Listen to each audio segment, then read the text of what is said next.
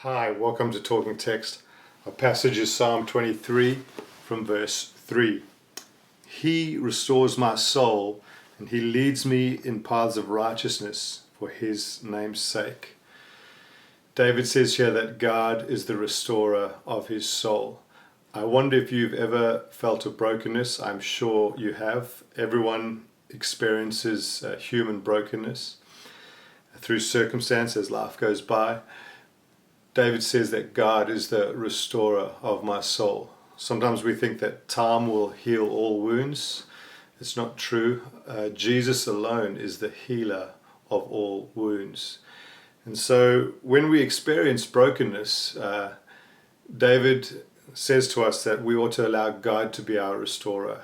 When you go through something difficult, and we all do, it can take two shapes in you, two forms. The brokenness can lead to further brokenness, and if we use time to just bury things, it can lead to even more unforgiveness, more bitterness, more resentment, more disillusionment, more confusion. It's only when we bring our brokenness to Jesus that we can find a restoration, a true and deep restoration. Jesus is the restorer of my soul. So the first option looks like burying, becoming more broken. When we come to Jesus, we can actually be changed, where we actually find joy and find real peace. I don't know if you've ever noticed some people who've been through horrific things, and it shapes them because they've poured themselves or clung to God. They have become a different person. You almost can't understand it. It's like, wow, I don't even recognize you. How are you so in love with God, so full of God, so at peace, so joy, and it's real. Whereas you see other people who are clinging to their brokenness with all the good answers, good excuses, but you can see that they're actually more and more broken, not less and less broken. I'm not suggesting things are always fixed in an instant. God can do that. But the more we cling to Jesus, the more restoration of our souls we will discover. He restores my soul. Not time, not reasoning, not anything else. Jesus alone is the restorer of our souls. He leads me in paths of righteousness for his name's sake. What you can be sure of is that if there's unrighteous outcomes, you can be sure that you are not being shepherded by Jesus.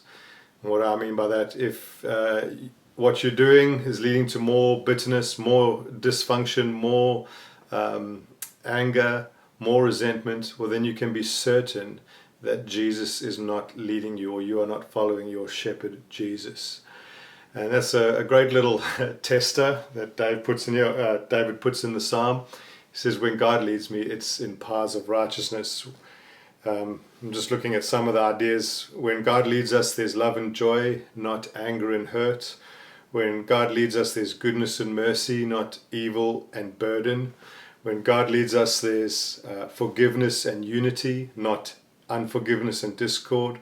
When God leads us, there's patience and kindness, not frustration and harshness. When God leads us, there is peace, not strife.